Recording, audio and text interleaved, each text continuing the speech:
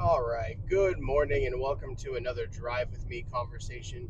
Today, I actually wanted to talk about one of my favorite game franchises, at least historically, due to a recent release that really just dropped a few days ago, and that is Halo, right?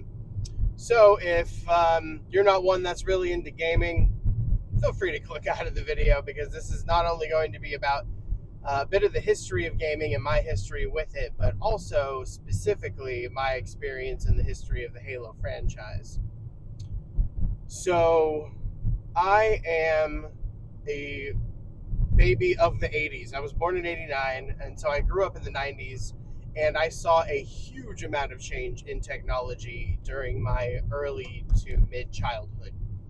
Between the ages of 0 to 18, by the time I was an adult, I had seen things move from almost purely analog with maybe a family computer that, at least in my family's case, was running Windows 3 that still used floppy disks that you had to swap out just to boot it up and run as individual program, all the way to using graphical, user interfaces on what would be considered now like a standard desktop setup with high-speed internet and cell phones and like touchscreen smartphones at that.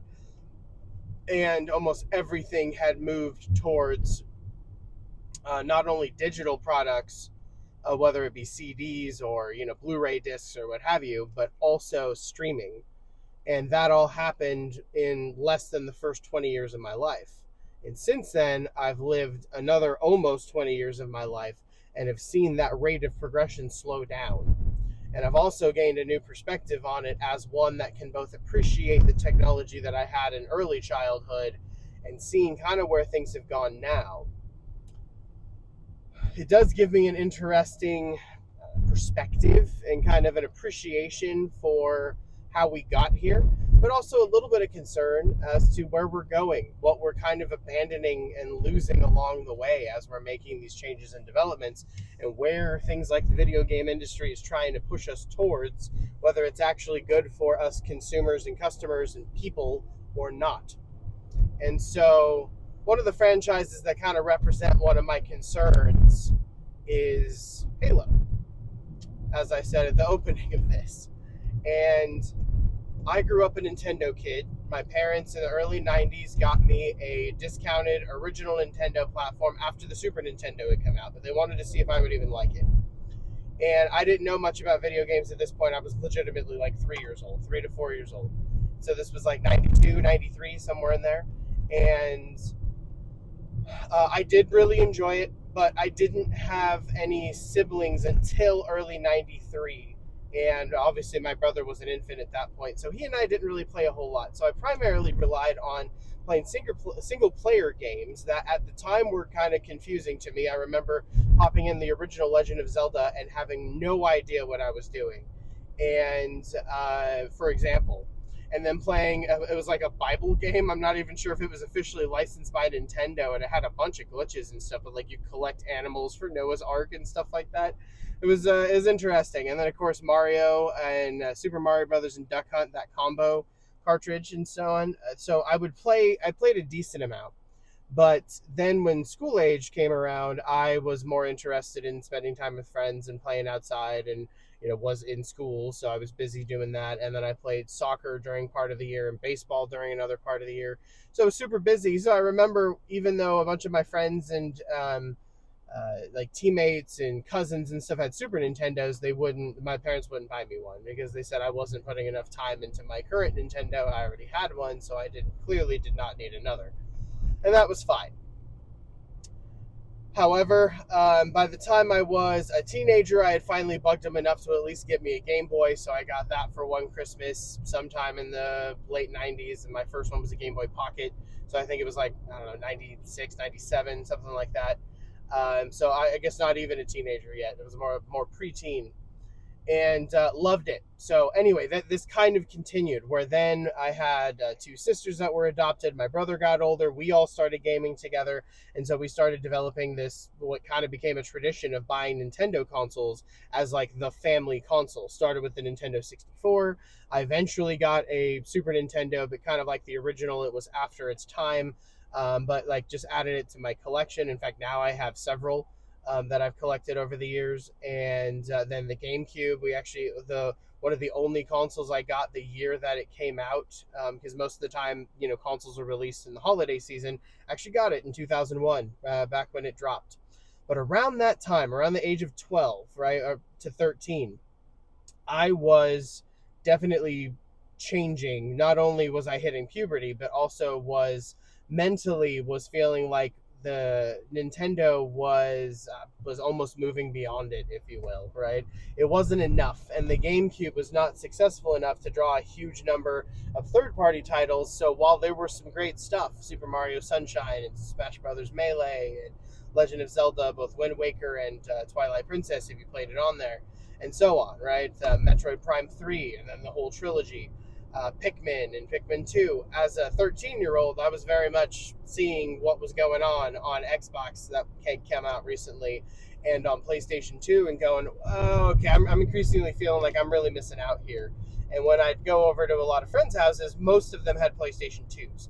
And what really hooked me was when my best friend at the time, in Christmas of 2002, so the year after the original Xbox came out, got an Xbox with the original Halo. And I started staying the night there as often as I could, and we would play through that campaign so many times in co-op, right? So much. I legitimately, even though there was no online mode at this point, and that was the norm, by the way, like console gaming in particular did not really offer online. In fact, it was the original Xbox that really started pushing that with success.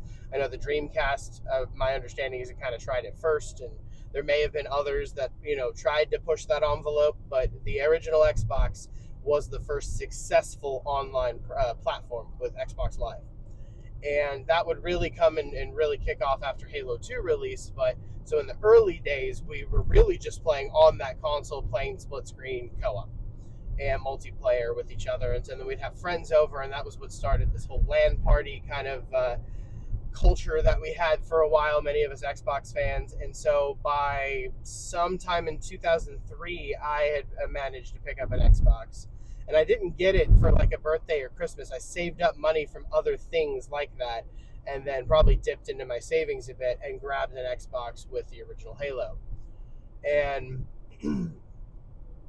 it may sound a little cliche, but fell in love with the franchise, with the game, was probably a pretty accurate way to put it. I was a huge fan. I spent way too much time on it for someone in my early teens, and it was an experience that myself and a lot of friends quickly turned into, hey, let's hang out on the weekends and game together. And the game always was Halo.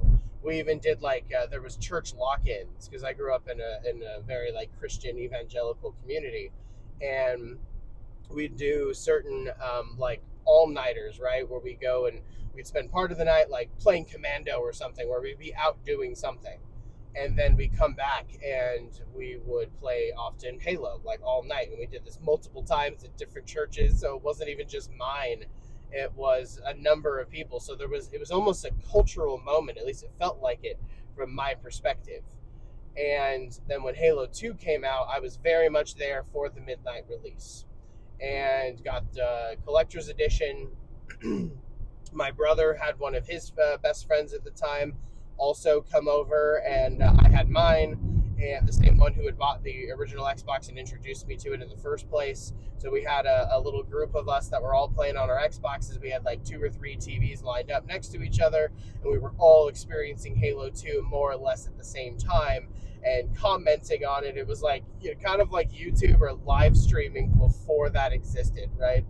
It's kind of funny to think about that now, but that's exactly what we did. That continued in with Halo 3, and that probably represented the peak of my experience with the Halo franchise. Was around the time in between Halo 2 and then early Halo 3's launch was when the Xbox 360 came out. It was incredibly successful. A lot of people grabbed it, and a lot of people were willing to play Halo 3, and we did a number of LAN parties.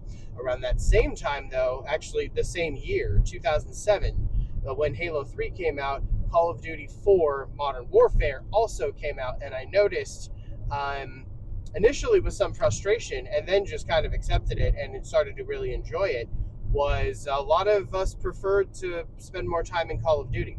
So I think that, and that I imagine it, my group of friends was not the only one to kind of have that shift.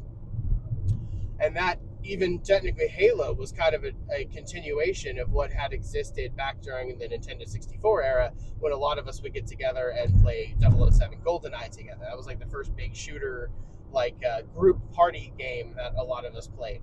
So went from GoldenEye, Halo had its little moment in the sun there, through notably Halo 2 and 3 and that era. And then we started seeing really the rise and kind of dominance of Call of Duty as a franchise in the shooter genre. But the franchise itself really, even though it may more or less have peaked, it did not start declining there for a while. In 2010, you had Bungie release their final Halo game with Halo Reach, and that was actually a really good game, in my opinion.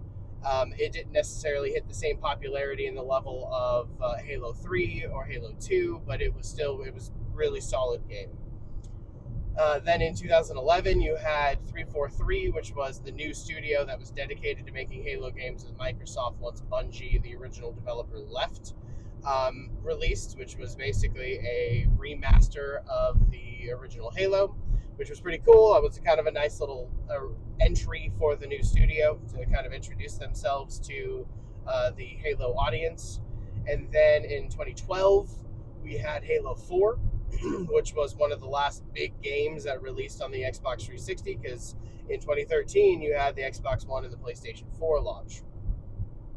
And so by now I'm pretty solidly into my 20s, and I'm noticing, honestly, at first it wasn't even really conscious. It wasn't something I thought about or really cared about, but there was definitely a shift away from interest in the Halo franchise for a lot of us. The LAN party stopped. We kind of everybody moved over to Xbox Live or to PlayStation Network, and a lot of us started grabbing the annual Call of Duty titles, or even if we'd skip 1 year here and there, that's mostly what we were doing. I started playing more on PC, like Diablo 3 came out every now and again. Every couple of years there'd be a World of Warcraft expansion that would take up our time.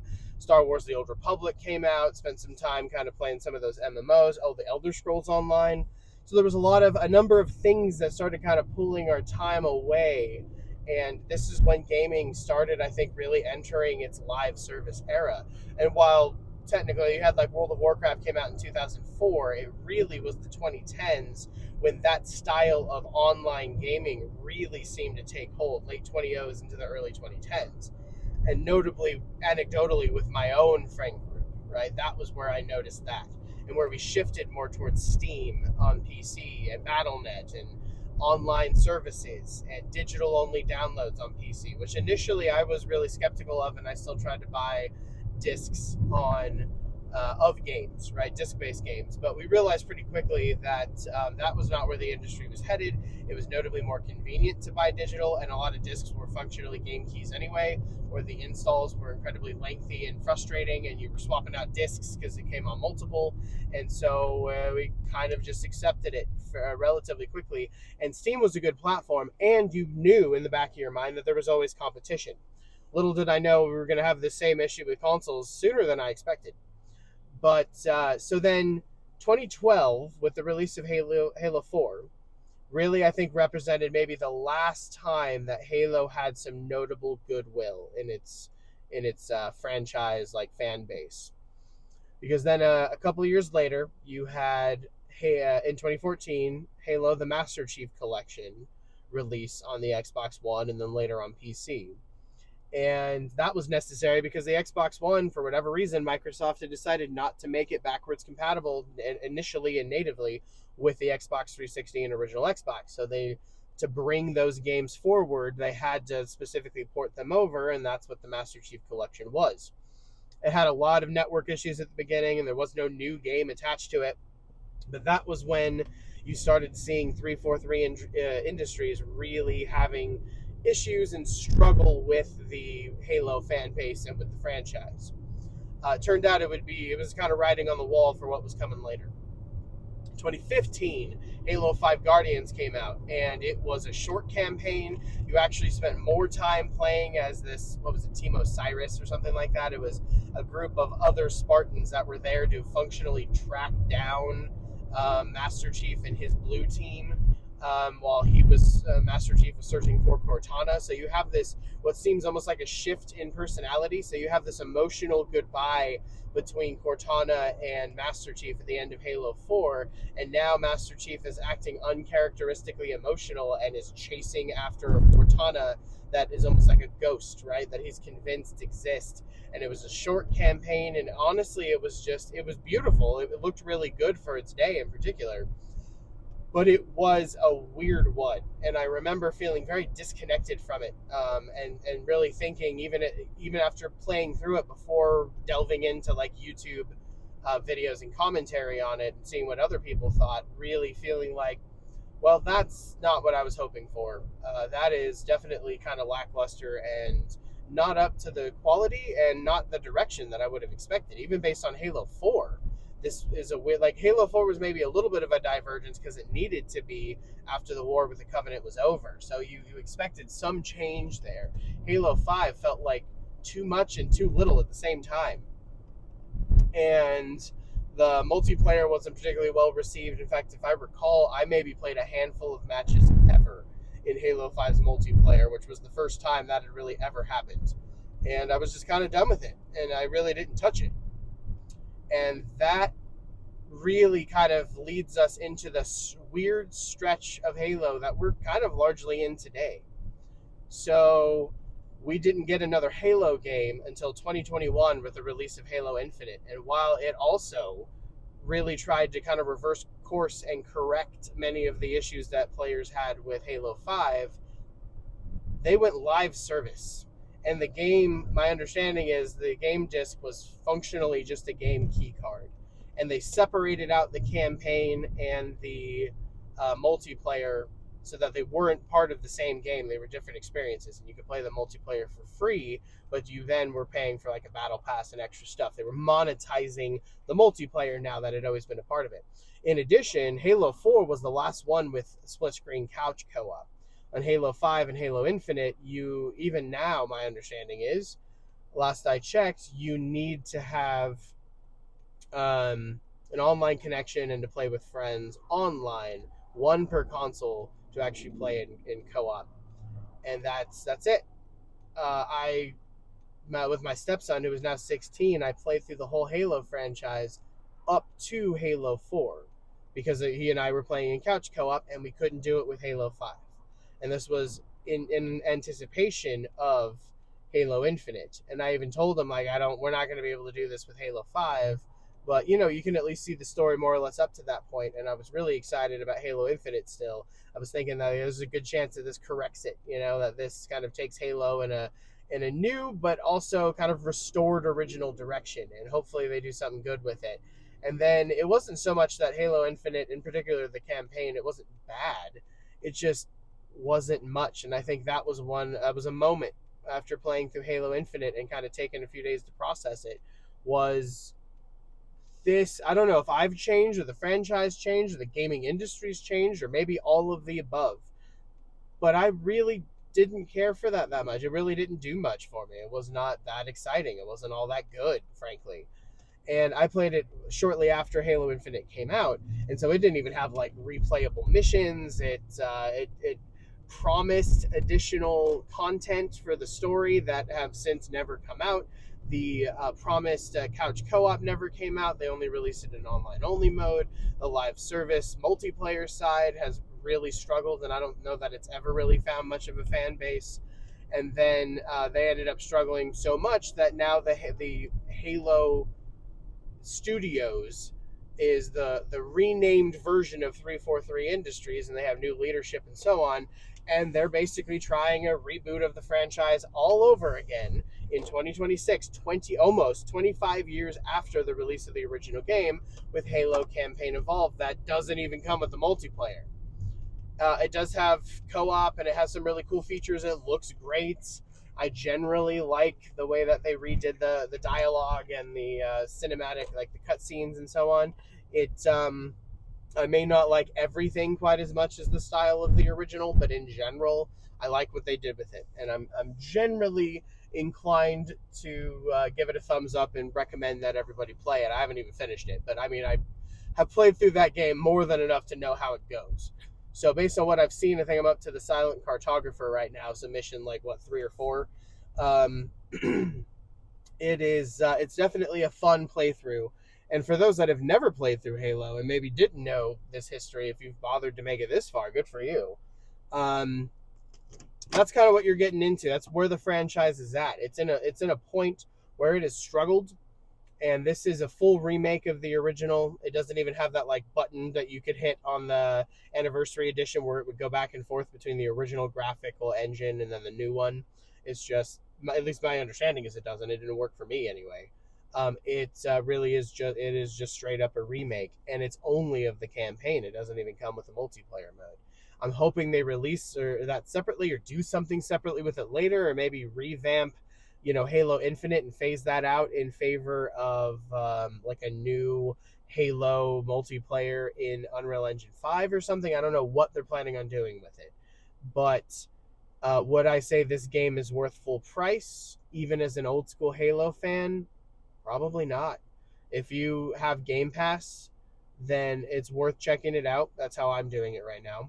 If you like the novelty of it being on PlayStation 5 and you're either young or have never really gotten into the franchise and you really just want to try it, PlayStation 5, like that's a cool way to go. I don't know that I would recommend it for full price. You may want to wait and grab it when it's, it's on disc and less expensive. But yeah, it's an interesting point for us to be in, and I think it reflects the disappointment that I have with and kind of just meh feeling that I have with this campaign Evolved is indicative of a lot of what I'm getting with the video game industry as a whole. It's moved towards live service. It's monetizing everything. It's the value that we used to get out of games we just don't get. Also, we're older, and a lot of us that grew up with the industry, we're not going to get that same feeling. It's kind of one of those you can't ever really go home again kind of sentiments. Like it is, we are not preteens and children anymore, and we've seen a lot of this, and now the industry is far more focused on just milking money out of battle passes and always online modes and so on, that have really taken a lot of the just the raw fun out of the medium. And the couch co-op is kind of that whole side of gaming is kind of dying, which is on the one hand understandable and on the other is tragic. And it makes me increasingly long and interested in and long for things like Evercade and emulation and going back and just retro gaming, right? Making sure my collection of old consoles are like maintained and repaired if need be, and then actually used, setting them up. I want to my family's moved recently within the last year, a little over a year, but I really want to set up like an old retro gaming nook again. So anyone, whether regardless of age, that is interested in going back and experiencing these classics, I really do think there's a kind of a magic there that has been drained out of the industry. And maybe that's just old man millennial talking at this point, which is funny that we're getting to that age. But the gaming is not giving us the value that it used to anymore. And now Sony's trying to remove disc entirely in a closed ecosystem that will offer no alternatives to their digital store. The closest might be boxes with digital codes that you can get from Walmart or Target or Best Buy or what have you. And while that may technically allow for collection of a box, and technically what's on a disc is the same digital content that would be on your solid state drive, and we need to install games anyway, it's that increased control and that pricing control in particular, and the lack of true ownership of our media that is increasingly concerning, especially here in America. There's a lot of copyright law and ownership laws around physical products. If you don't offer a physical product, or what you're selling is just access to a digital product, our laws have not caught up. And so companies have learned, and legally so at this point, that if they're just selling a digital product, they simply call them a license to access and then you don't actually own it. There was a court case back in the early 1900s about a book and whether or not a publisher had the right to determine what someone who owned the book could do with it. And something that they didn't like about what a bookstore was doing, or they discounted it or something like that, and the publisher sued. And they lost. The publisher did, because the bookstore, the idea is that there is like a right of first sale or some kind of legal concept of that nature, wherein the publisher or producer of a given piece of content, like a book or like a disc or what have you, right, can determine only the price and how the first sale occurs. Once that happens and that game or that book or that, movie disc or what have you is out in the wild, you have no control over it whatsoever, and the owners of it at that given time have full and exclusive rights to determine what it's sold for, what they do with it, so long as they're not replicating it or reselling it, which now violates their copyright and patent. Or I guess in that case, it would just be the copyright of the intellectual property. So anyway, all that to say, digital sidesteps the issue entirely, and companies love this. This is the primary reason why Sony's going out of their way, why Microsoft has been pushing for it for a long time. Microsoft's not really the good guy here. Maybe Asha Sharma changes direction and moves Xbox in a direction that is explicitly pro-consumer, but something tells me that's not going to happen.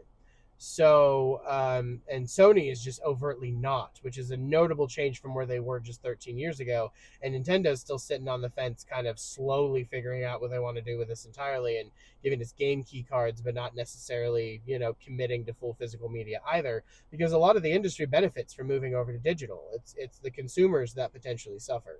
And they'll make it mild enough at the beginning and then really start cranking up that dial of not caring what we think once they have full control. And that's how that works. So Halo, in my opinion, is kind of a representative of the wider trends in the industry, because it's been around for a lot of them. It is a 25-year-old franchise as of this November. And Xbox will be too. Xbox as a whole will be 25 years old this November. So there's a lot going on here, but yeah, in general, you want to play Campaign Evolved, I definitely give you the thumbs up. If you can get it more or less expensively, or just play it on Game Pass, for the price of a subscription instead, definitely recommend doing it. Just try to make sure it doesn't draw out your subscription too long, so you don't end up paying full price or more for that one game. Otherwise, thank you if you made it this far. Please feel free to like the video if you did. If you want to hear more about technology, culture, politics, economics, etc., gaming, please feel free to stick around, because we'll be talking about it. All right, y'all. Later.